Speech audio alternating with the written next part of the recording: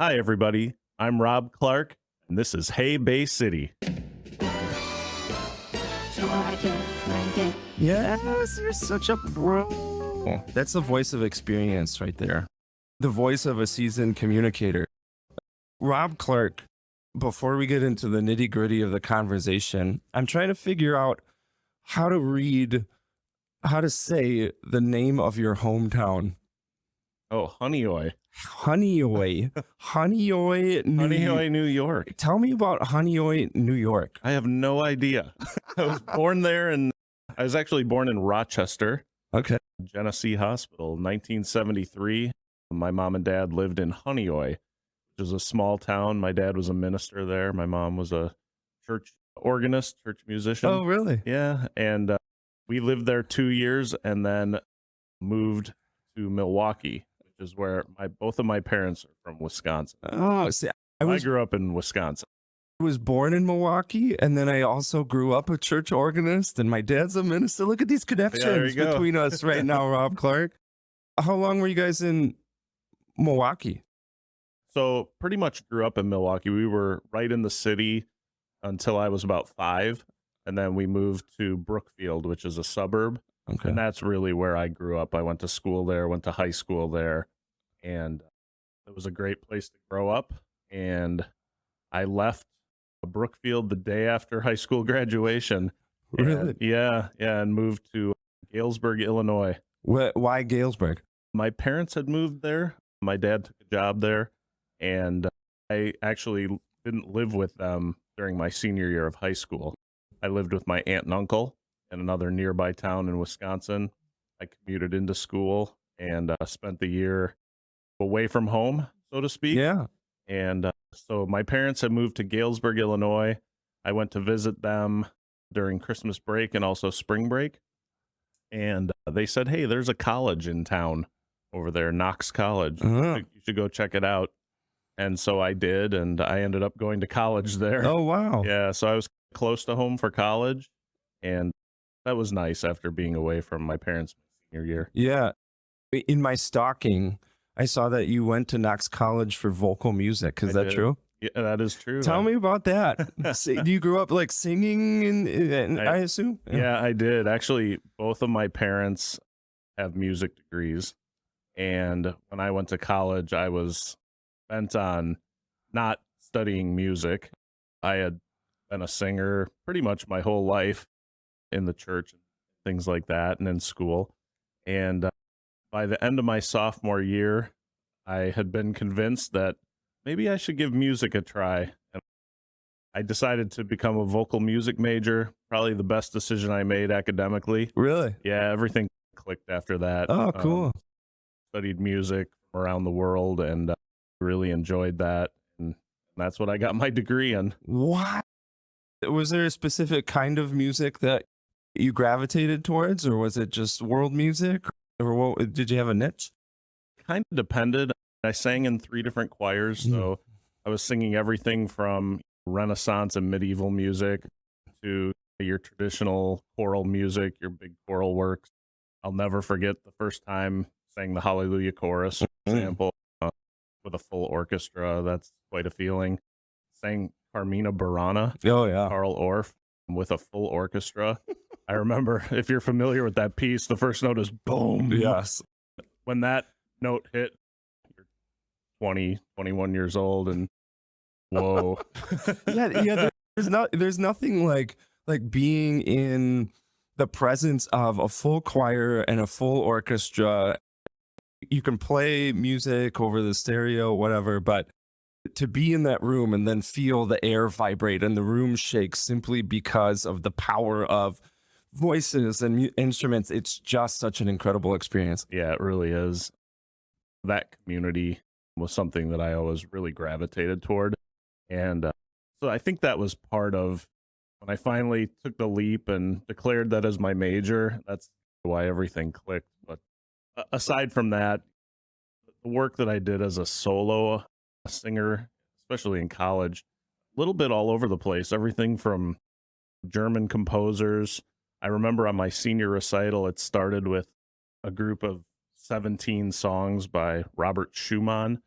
a German composer. Yeah. And it also had a little Mose Allison right in the middle. So that was fun. And then wrapped up my senior recital, I believe, with What a Wonderful World, which I tell people is my favorite song. Why? I think performing in public is terrifying. I went to, Really? yes. That's surprising Oh. since you do this for a living. Oh man, there's nothing crazier. So I went to a teacher training college in Minnesota. Major was education, certifications and things like that. Like music degree didn't exist, even though that was most of my course load. And then after I graduated there, I went to Central Michigan for a master's program in organ performance. Holy cow. Yeah. And so So you can play the organ. yes. I love that. Yeah, my grandfather played the organ for silent movies. Oh, So you'd wow. have the black and white movie going, and then in the corner of the theater, you'd have a pipe organ. Yeah. And not necessarily, it's a different kind of pipe organ. So you have pipes and the mechanics works the same, but you also have sound effects and things and drums and cymbals and car horns. And so he would be watching the movie and then improvising the soundtrack along with it. Wow. Yeah. And It's so amazing. so that's what he did. And then that got passed down to my dad, passed down to me. And so I would spend 8 to 10 hours a day practicing the organ. And I got to my first, they called him a jury at Central. It Yeah. wasn't like a recital, it was a jury. So the extra pressure. And I remember walking on stage and sitting down at the organ bench, and my hands were just trembling so bad I couldn't even play. I just sat there for 5 minutes trying to calm my hands down. And that's when I knew that a performance degree was not for me. Like, this is absolutely terrifying. Oh my goodness. As far as like singing in a choir, what did you love about singing in a choir?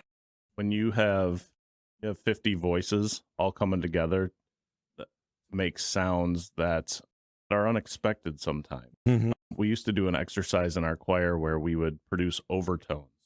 And these are notes that you're not actually singing, but the combination of the other notes that are being sung produce these overtones. And I remember the first time I heard that, and I was like, whoa, that's like magic. Yeah, your voice can do that? Yeah. Unbelievable. Yeah, there's something I think for me when singing in choirs, it's like when the choir is working really well and you're in a good choir, and not necessarily technically, but just the vibe is good. It's like the ultimate expression of what a great community can be. Oh, absolutely. Yeah, it's just like I'm good at some things, I'm not good at other things. What's great, there's 10 other guys in my section that can fill in those gaps. We can work together.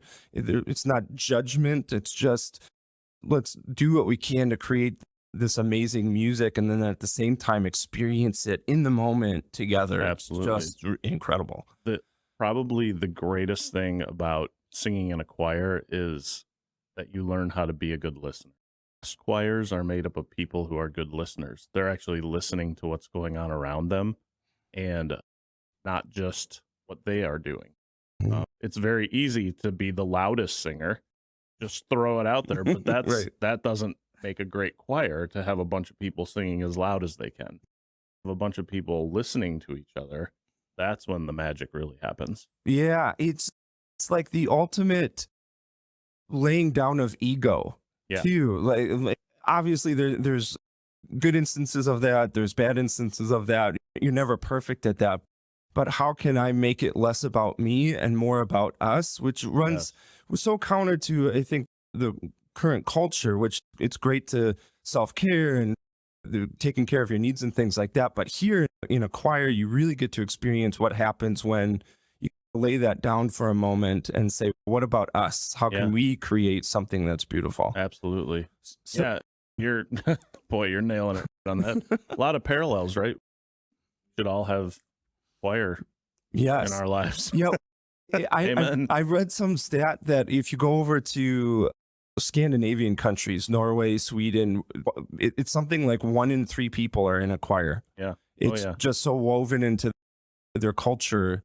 That's just what you do. You sing in a choir somewhere. Yeah, one of my best friends in college was from Germany, and I don't remember what year it was in college, but we sang a German piece called Ave Maria by Franz Biebel, and I looked out as we're singing this, and he's mouthing the words. I said, how did you know that song? He said, well, I learned that in 5th grade. Yes. So interesting. Yep. So after Knox College, where did you go? I had always known that I wasn't really interested in making my living being a musician, whether that was as a singer, as a performer, as a conductor. But I had spent a considerable amount of time in college working on our student newspaper and had become the editor of our school newspaper my senior year. Really enjoyed that and decided that would be an interesting career path to get into journalism. What was it about it that you enjoyed? Gosh, so many things. I loved the process of gathering the news, interviewing people, going out and looking for stories, the photography, the writing, everything that went into that. I enjoyed the creation of the actual newspaper, the daily art project you had an end result with at the end of the day. You got to see the fruits of your labor. To me, it almost feels like a constant scavenger hunt. Yeah. Like you have this curiosity and then you have this mystery of this person or this story that you don't know the details to, and you get to go dig them up and get paid for it. Yeah, absolutely. And I just liked knowing what was happening. I liked being informed. And when you're a journalist and you're talking to all these different people, we can touch on this later, but it's how I came to know Bay City. I became a journalist here after a few years at some other papers. And so after college, I got a job working as the editor of a weekly newspaper in a town called Galva, Illinois. Small town, 3,000 people. Oh, wow. They had a newspaper. Wow. And I got hired right out of college to be their editor. And that was a crazy story. I had decided I was going to apply to newspapers wherever I could. I went to the public library in Galesburg, Illinois. I grabbed every newspaper they had off the shelf and I sent them resumes and cover letters. And the last paper I grabbed was this little weekly paper called the Galva News. And the headline that day, which had been pasted in, it looked like very late at night over the flag, said editor dies at age 34. Wow. And I thought to myself, they probably need someone, as terrible as that sounds. Sure enough. Looks like a spot just opened up for opportunity. I didn't know about this town, and I threw my hat in the ring. The gentleman who was managing that newspaper was a retired Associated Press reporter, and he had also worked for U.S. News and World Report. His name was Bud McCurgan, great newspaper name. Wow. Bud McCurgan. Yeah. And Bud had retired and had gone back to his hometown in Lafayette, Illinois, started a couple shoppers, and had been hired to be the general manager of this weekly paper in Galva. He was my first boss, and it was like going to grad school. Oh. And he taught me the business in 3 years, and it was amazing. And the biggest lesson I learned, I'll never forget this. It was early on, probably first month or two, and I had written something. And back in those days, you would print out your story, cut it, you'd send it through a wax machine, and then you'd actually paste it up on a paste board. And I had pasted my story, one of my stories for the week, and he came in and he would walk in the back, and I could see him. His glasses would be down like this, and he would be reading. And I saw him reading my piece this one day, and he got done. And he turned to me and he says, "Clark, you can't just print anything you want in this newspaper." How were you feeling in that moment? I was like, oh, okay. Lesson learned. And it was, you have to have thick skin as a journalist. And I certainly developed that. But he was right. The work that I had done wasn't good enough. So you go back to square one and you learn. And that was the great thing about him, was even though he's saying, hey, this is not good, he was saying, let's work on it and get it to be good. So he was an incredible man. I really appreciate that honest feedback that he gave me from day one. He held me accountable. He held me to high standards.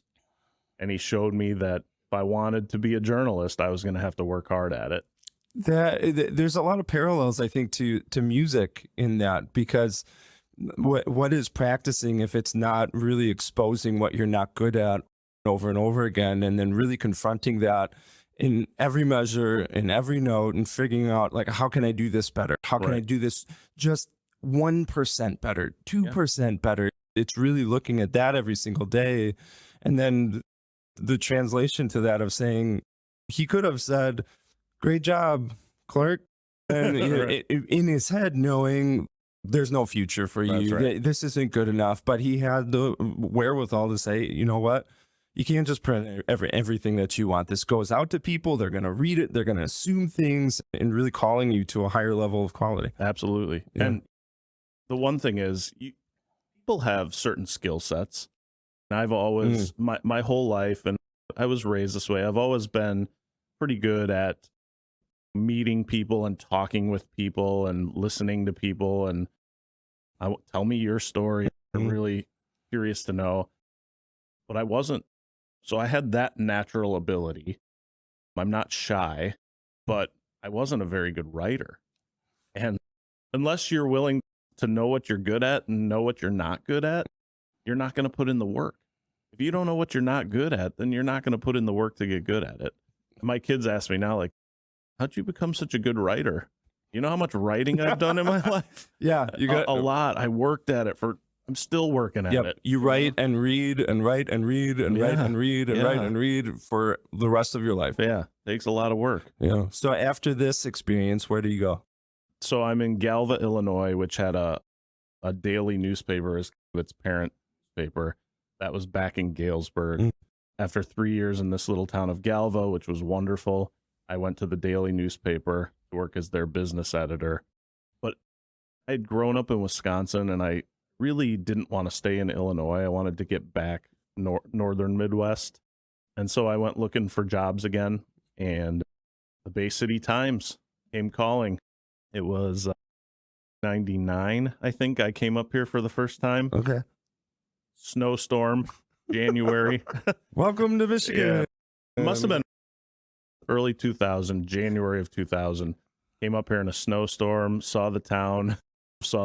It was pretty white and snowy that day.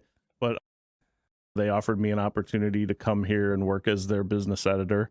And it was your first serious job where you're leaving the nest. Because my parents lived in Illinois, and I was still close to them. And this was the first foray out of the nest, I'll say. And it was a good job. Came up here to work at the Bay City Times, right downtown where the Times lofts are now, and spent 16 years there through various iterations. Wow. Lots of change, of course, over the years. Right. And that's where I did the bulk of my learning about Bay City. Yeah. What to you? I'm curious about this because I don't get to talk to a lot of people about this idea. I'm curious to hear about how your perception of a place changes because of learning these stories and digging into these stories and meeting people. We have, and not just us two, but any sort of journalist, anybody that really digs into the community in this way, we have an interesting experience and perspective because of the amount of people that you talk to, the nooks and crannies that you find yourself digging into. So based on those 16 years, how did you feel your perception, your connection to this place change? Yeah, I got to know this place through its people. And at the end of the day, that's what it's all about. When you get to know, tell you a quick story. My first day on the job, I was sent to cover the Bay Area Chamber of Commerce annual meeting. It was held at Curtis Hall at SVSU. I drove out there, walked into a room of, 350 people. Yeah. And this is literally my first day on the job. And it could be a little intimidating, but I opened my ears, opened my eyes, and one of the first things I heard was, we're going to honor Peg Rowley tonight. One of the first names I heard, Peg Rowley. Who's Peg Rowley? Where's she sitting? Somebody help me. I met Peg Rowley. I think she was probably the first person I really met and talked to in Bay City. And I had no idea how important Peg Rowley was to this community at the time. Had a conversation that night, had many conversations with Peg and Paul Rowley after that. That's how I got to learn about this city. I learned about its people. when you learn about the people, now you're invested in the people. And boy, that's a little higher level of community building than simply driving down the street and saying, what's that building? What's that building? Yep. You get to know the people inside the buildings. Yeah. Now you have a deeper connection. Yeah. The idea that our places, our cities are just cement and where you can shop and where you can eat and where your kids go to school, and that's it, almost resources. That, I think, is how you start, because that's what you see every day. That's what your experience is. That's things that directly affect your quality of life. But then when you take this next step towards progressing into knowing a place through its people, it's a completely different level of understanding, because you get to really experience how complicated communities are. Yeah. Just like how even in a relatively small community of Bay City and then Bay County, just what is going on there, who's all involved, the different dynamics and things like that, and the stories that people have. And you start to really appreciate the fact that you will never 100% know this place. And that's true of Bay County. That's true of any other place, because when you take this approach of knowing a place through its people, man, people are fascinating. Absolutely. Yeah. And if you invest in those relationships, which I always did, what I learned about Bay City and Bay County is that people here will invest in you. And we'll go back. I know what I'm good at. I know what I'm not good at. But if I want to build a community, I know who I'm going to need to surround myself with to do the building. And it's because I know the people. And so I was so fortunate. I was so lucky to get to know so many people because of the job I was doing. But at the same time, I feel like I invested in those relationships. I really had a genuine passion to learn about this community through its people. And what I learned is they gave it right back. They helped me grow. Yeah. Awesome. So you spent 16 years, Bay City Times, and then you left us. Yeah. Isn't that right? Yeah, I did. Where did you go? Yeah, I was actually the last editor of the Bay City Times. They didn't have an editor anymore. Oh, wow. So I was out of a job, and I wasn't really quite sure what I wanted to do. My wife, Claire's family had migrated to Iowa City, the Iowa City, Iowa area. Beautiful part of the state. And the day after I lost my job, a job came open at the Cedar Rapids Gazette. Oh, really? Yeah.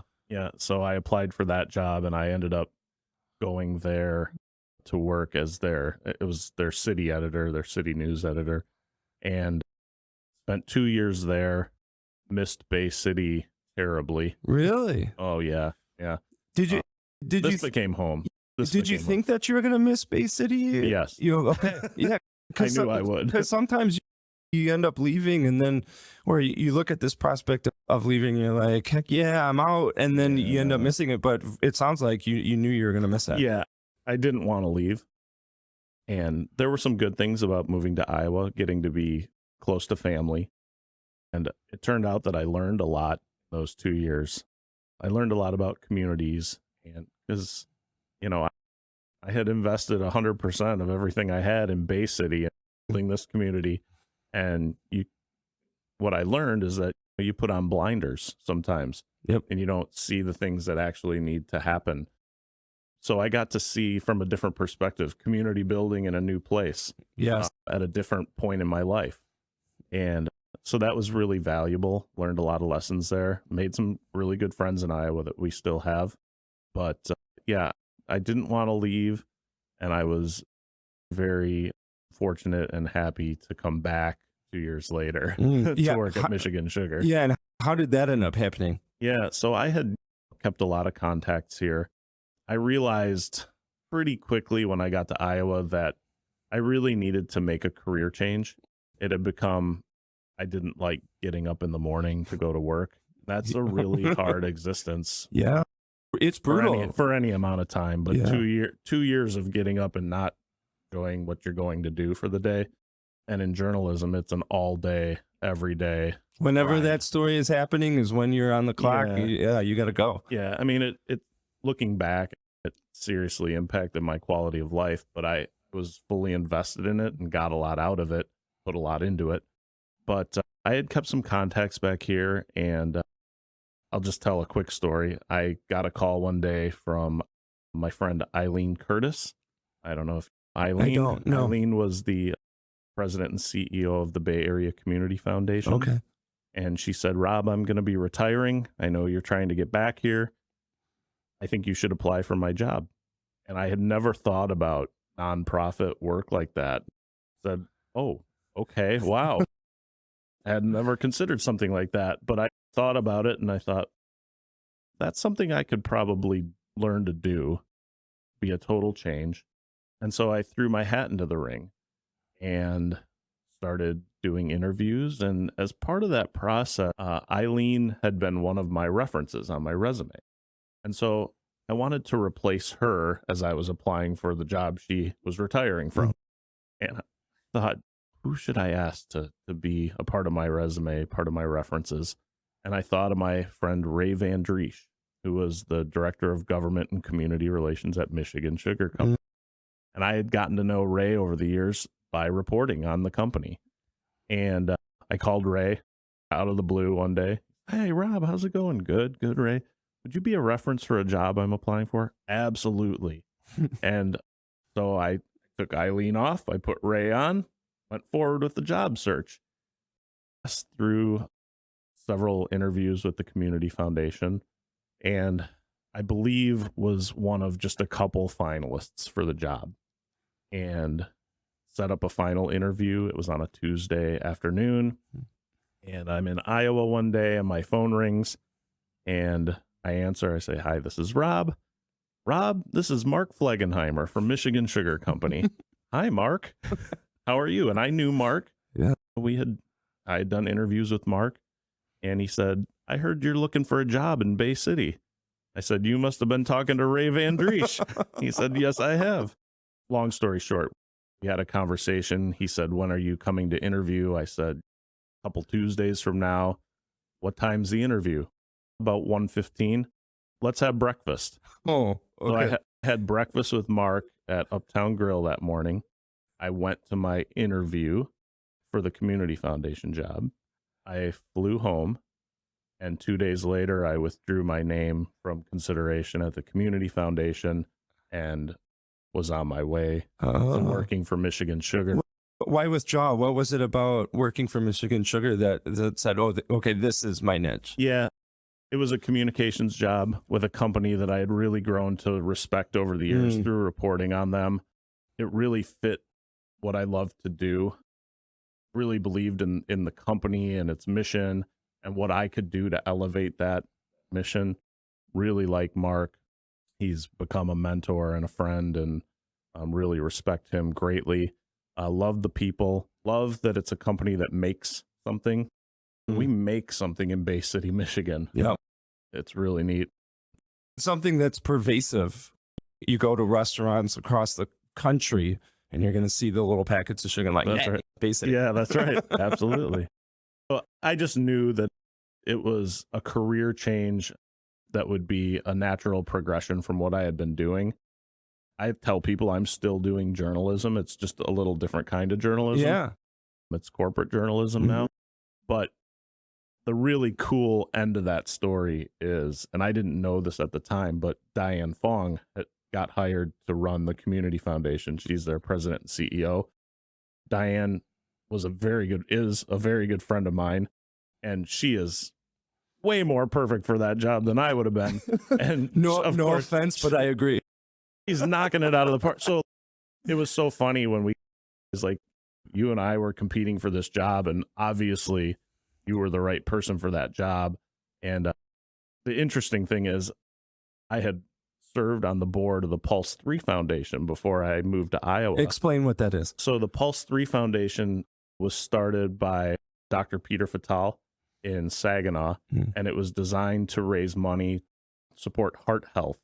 And their big mission is placing AEDs in public places.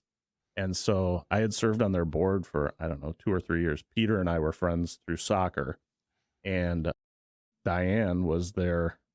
She ran the foundation. And Mm. so kind of worked for Diane in that capacity. That's how we got to know each other. And so she left there to go to the community foundation. And of course, she's knocking it out of the park over there. Yeah, And just funny how the stars align sometimes. the thing I love about Diane is here you have community foundations. Their sole goal is to figure out how can we uplift this community? How can we fill gaps? How can we fill needs that a government agency can't, or a private agency can't or won't, because the incentives aren't there? How can we fill this gap?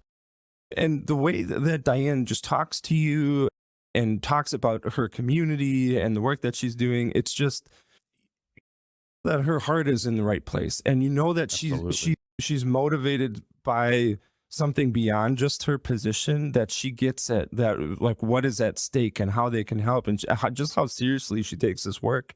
But at the same time, it's just so approachable, and she's such a beautiful human being. Yeah. Love Diane. Yeah, we love you, Diane. I love you. So give me, maybe before we go on, can you give me like a snapshot picture of Michigan Sugar, how it came to be, what exactly it does? Sure. So quite frankly, we're a sugar company. We grow sugar beets, and we extract the sugar from the beets and package it and sell it in a number of different formats. But it's really as simple as that. It's a farm to table product. So Michigan Sugar has been around a long time, since 1906, actually. And in 2002, our growers bought the company, a cooperative, and bought the company. So we're grower owned, which is something else I really like about Oh, that's very cool. Yeah, about 900 farm families own Michigan Sugar. And in 2004, growers from a competing sugar company here in Bay City, Monitor Sugar Company, which many people are familiar with, they actually merged with the Michigan growers. So today there is only one sugar company in Sugar Company. We have 4 sugar beet processing factories, one here in Bay City, one in Cairo, Tuscola County, one in Croswell in Sanilac County, and one in Seaboing in Huron County. So we have about 1,100 employees and 1,000 year-round employees. Oh, wow. So we're one of the largest employers in the region, and we grow upwards of 150, 160,000 acres of sugar beets every year in 20 Michigan counties in Ontario.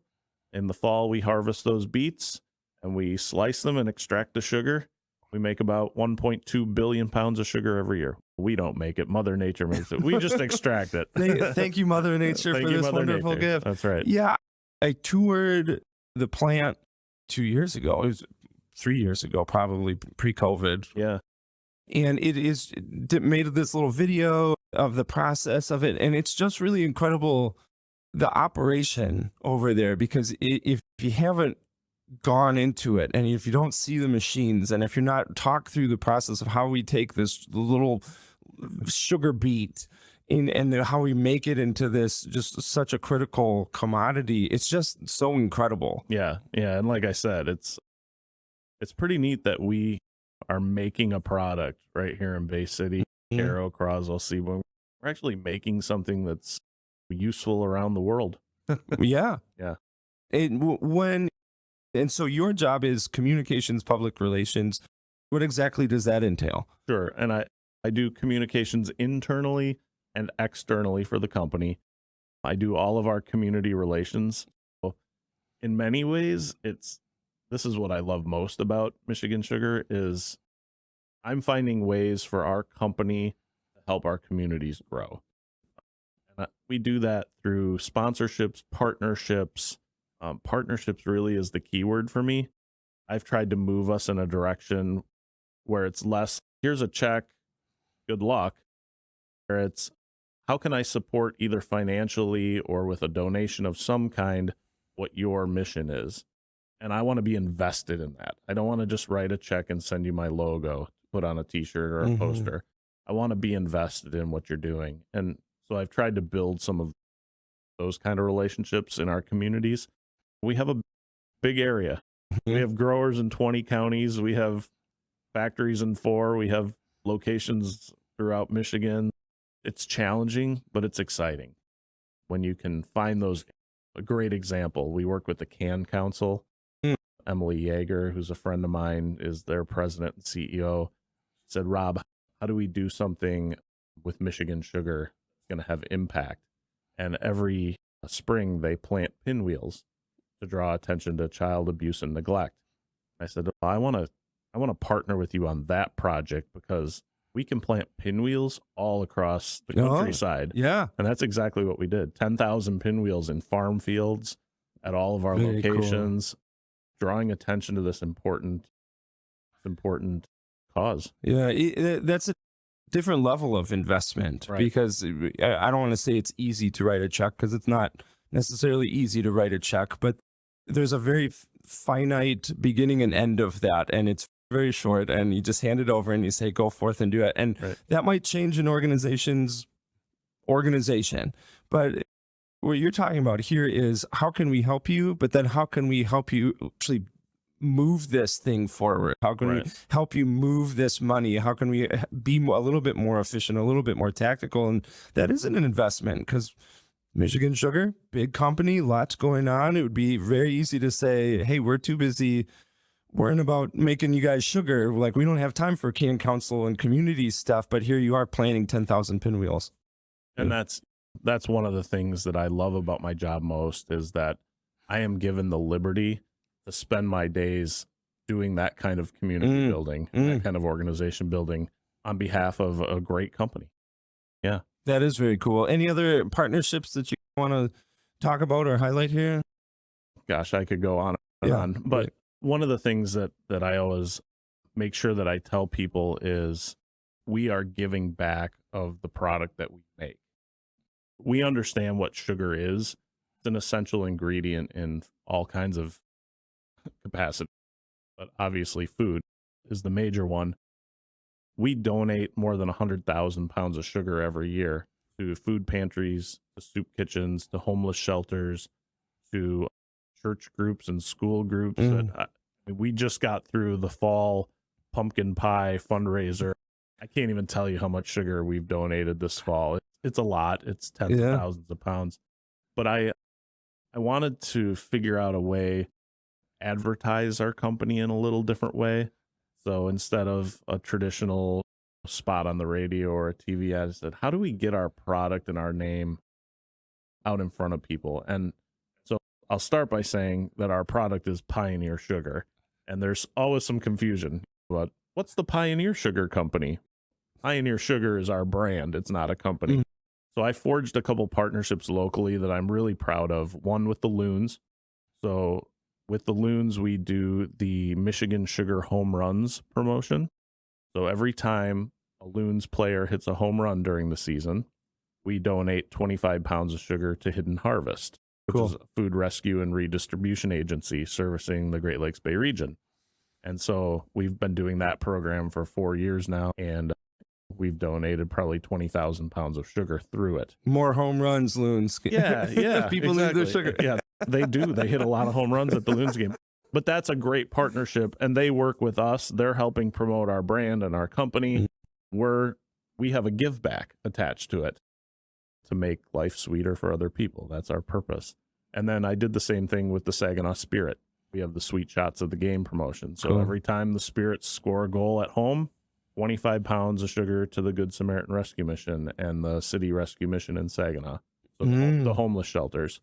So yeah, those are examples of the kind of partnerships I'm trying to build and sustain. Yeah, something that kind of stood out to me as you were talking about that is this idea of Michigan Sugar being not only a Bay County thing, but also a regional partner. You're bringing up a Midland with the Loons and bringing up Spirit with Saginaw, of course. And also in my stalking, I saw that you're a graduate of the Great Lakes Bay Region Institute for Leaders. Yes. Tell me about that, because posts all the time. I graduated from the leadership. And it just happened last week before we recorded this. Tell me a little bit about what got you interested in participating in that, what it is, and how it benefited you. Yeah, it's a little bit of a complex story, but I've always been interested in leadership development. A few years after I moved here, I went through the Bay Area Chambers leadership class, which was great. And then the year after I graduated from that, I got into the Great Lakes Bay Institute for Leaders.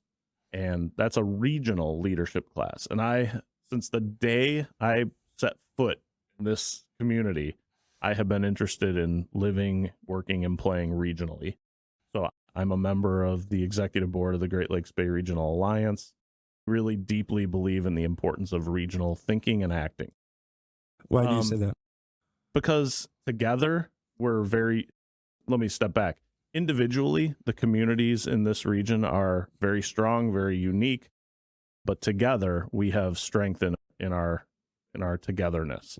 So when Bay and Saginaw and Midland and Isabella counties can work together and learn from each other and borrow best practices, that's going to make us all better. I also just think it makes life a little more interesting when you're not stuck in your one community. There's a lot to be offered in Midland and Saginaw and Isabella counties. I always tell people, it's funny. The first week I lived in Michigan, I was living in Bay County, working downtown, spending my days at the state park. My wife hadn't moved here yet. So it was me and our golden retriever, Ellie. And every day I'm at the state park with Ellie, exploring the beautiful state park. Yeah. Bought tickets to the Broadway series at the Dow Event Center in Saginaw.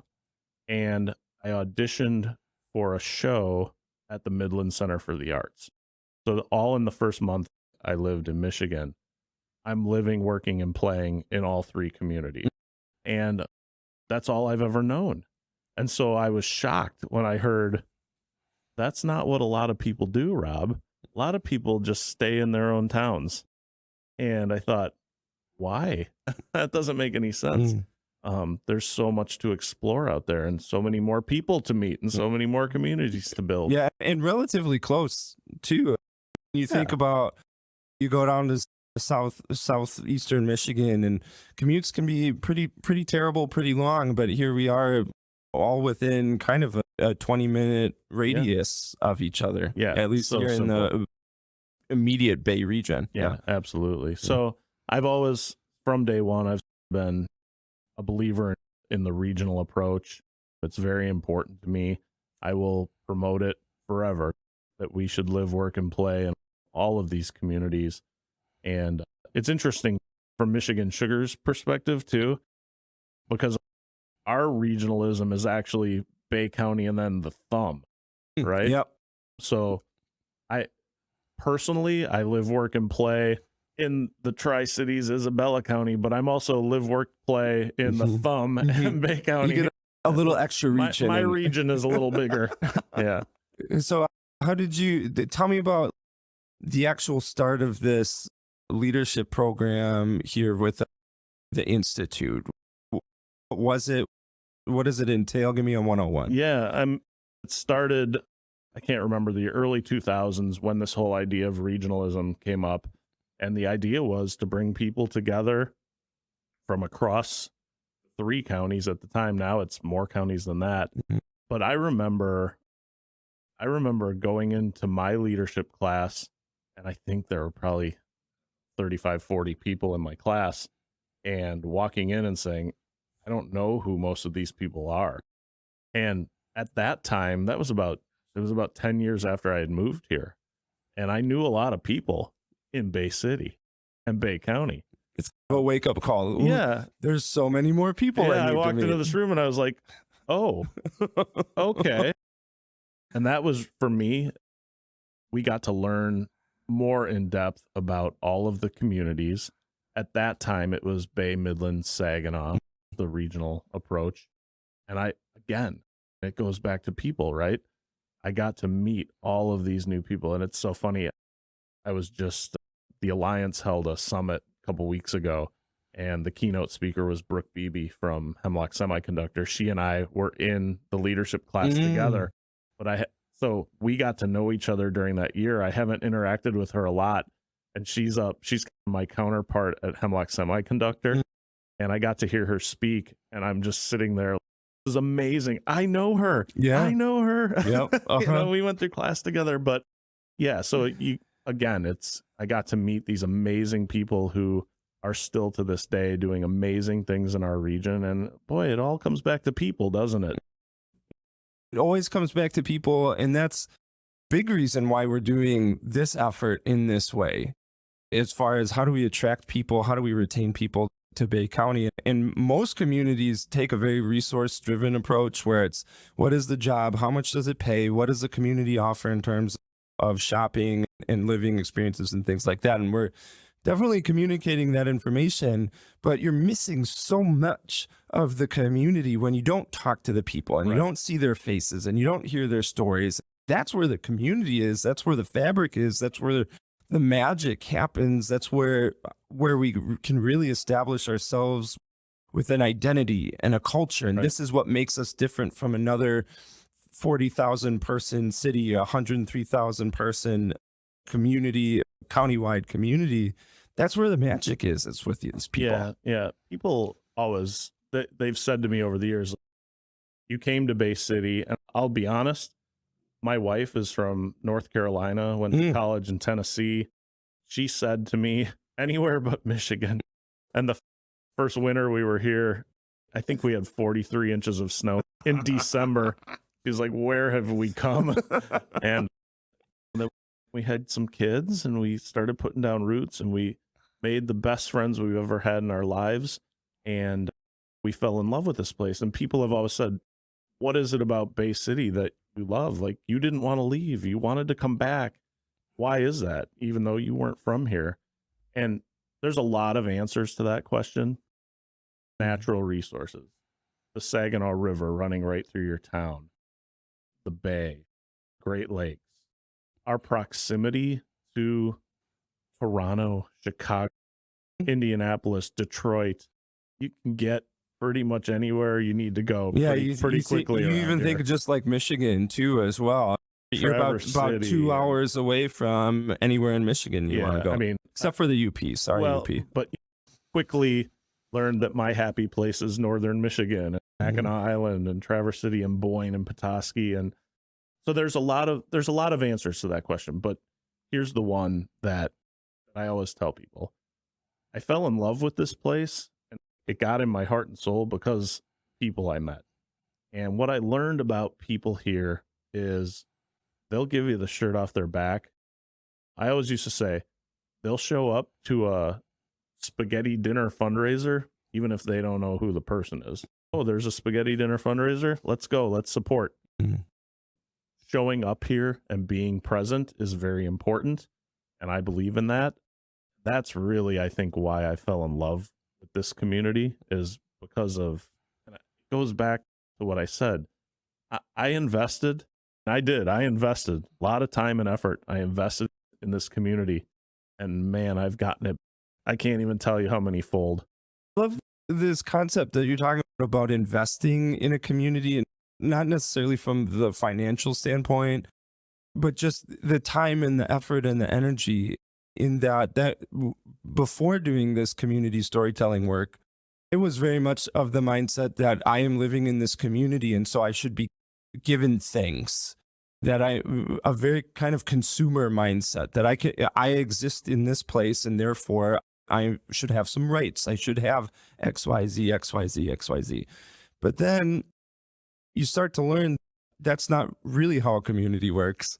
And then when I started going to other communities to doing, you learn that's not how any community works. You don't get to just live there and then be given everything that you want, and then you get to leave, or you get to exist and say, yeah, okay, cool. You have to invest in any kind of level, whether it's going to the local businesses or even things that aren't financially dependent, like talking to people, getting to know them, going to council meetings, getting involved in some kind of capacity. That's where you really get to experience the community and invest. And then you get to make that back either through a quality of life directly to you, or you're improving the quality of life for others, or you're helping in some way, you're experiencing it in some way, that's where you get to know what kind of community you have. Yeah, and the great thing about this place is there's a lot of people doing it. There are so many people investing their time and their talents and their energy and their ideas. Yep.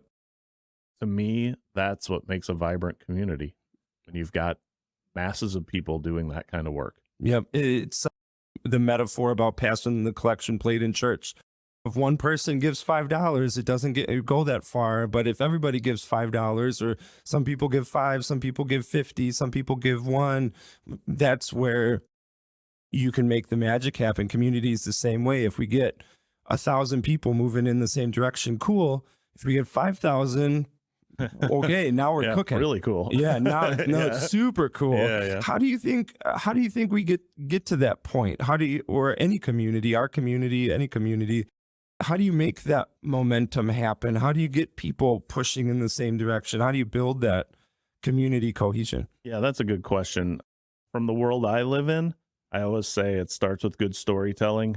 The work you're doing is so important, because if people don't know what's going on, Yep. I had a neighbor who has lived in this community for, I think, their whole lives. And I was going downtown one day and I said, hey, I'm going downtown there's a shopping event or something. Mm. I love downtown Bay City. And she said, oh, downtown? I haven't been downtown in 15 years. What? I don't understand that. When you talk about storytelling, in that moment, that was my opportunity. You should go downtown. If you haven't been in 15 years, you'd probably be surprised. Your jaw's probably going to hit the floor at how cool it is. So we have to tell the story. We have to make sure people know all the great things going on here. And there are great things going on here. Are there challenges? Yep, absolutely. Challenges in every community. But there are truly great things happening here, and there are people doing amazing things. So we got to keep telling that story. Yeah. Communication, the storytelling, I think about it like it's like practicing for the basketball game. You have to show up at practice. You have to get to know your team members. You have to know how they work and who they are and how they operate. And if you have a good understanding of that, then when you show up to try to make something happen at the game, you're working as a team. You understand each other. You have that kind of relationship that can really translate into making something happen you couldn't otherwise. Without that storytelling, without that communication, you just show up on Friday night and say, hey, I'm Phil. Hey, I'm Rob. You ready to do this? Yeah, okay. But the communication, the knowledge, the understanding isn't there. And could we do something? Yeah, we could. But it's not going to be as fun. It's not going to be as good as if we really understand, if we really know each other, we have some kind of relationship first. Absolutely. And I also think we have to not be afraid to have big, huge, worldly ideas. We have to push ourselves to think big. Yep. And there are a lot of big thinkers around here, and we should never discourage the big thinking and the worldly thinking, diverse thinking. Yep. Never discourage that. Never say, that'll never work here because we're little old Bay City. I learned long ago, the college I went to had 1,200 students, and I remember the president of the college at the time, his name was Roger Taylor, and he said, if someone asks you where you go to school, don't you dare ever say, oh, it's just this little school in Illinois you've never heard of. Say, I went to Knox College. Say it was the same thing. Yeah. Don't ever say, I live in this little town a couple hours north of Detroit you've probably never heard of. No, you say, I'm from Bay City. Here. It's right here. Yeah. Here's some cool things we're doing up in Bay City. Ever heard of Lake Huron? This was really interesting. I got a little side note here, but we had some friends from Iowa come visit us a couple summers ago, and they drove up during the day. I was at work, and they called and said, hey, we're here. I said, great, I'll be done working in a little bit. And they said, that's okay. We're going to go see Lake Huron. And for the life of it, like hit me like a ton of bricks. I was like, oh, yeah, Lake Huron is 10 minutes from my house. I guess this is a big deal. Yeah. And we sometimes take that for granted. But people visiting from Iowa, like that was checking something off a bucket list. I'm going to go stand in Lake Huron today. Why? And so again, don't take for granted what we have, and don't be afraid to be a big thinker. Big thinker. I immediately think of Avram and the building he's working on. We'll do a story on him in the future, but here's this big, audacious dream of an idea that on paper you just look at it and be like, wow, that is a big daunting. That is a big idea, Yeah. Avram. And at first, and Avram, I'm gonna be honest with you, like the first time I heard this idea of this building and what he wanted to do with it, I was like, man, this is a big idea, man. This is a big project. But then you walk through the building and then you hear the ideas and you hear about how it's very expressively trying to meet a need within the community. And I walked out of that building thinking like, these are exactly the kind of ideas that we need and we need to embrace. And we have to say, you know what? I think this is absolutely impossible, but let's sit down and try to figure out how we can make this thing happen. Yeah. And the cool thing about Avram is it's not about Avram, but the community. Yep. He is such an amazing guy. He's another one. He is invested. He's fully invested in this community. Yep. And now look, here's what I'm trying to build. We need to support that. We need to nurture that. We need to celebrate that. Absolutely. And there's a lot of people like that around here. It's why I fell in love with this place. Absolutely. I'm falling in love with your love of this place, Rob Clark. If people want to check out Michigan Sugar, give me social accounts, give me website, give me all that information. Yeah. So we've got a Michigan Sugar Facebook page, which is my daily newspaper. Mm-hmm. Always publishing things on there. We also have a Pioneer Sugar Facebook page. We're also on Instagram with both the company and the brand. We're on LinkedIn. And then we have a company website, michigansugar.com, and a brand website, pioneersugar.com. So we're in a lot of places you'll find us. Awesome. And I'm so glad that we can find you here in Bay County, Rob Clark. I've been talking with Rob Clark of Michigan Sugars. Thank you so much for spending time with us today. Thanks, Bill. Awesome time. Crushed it.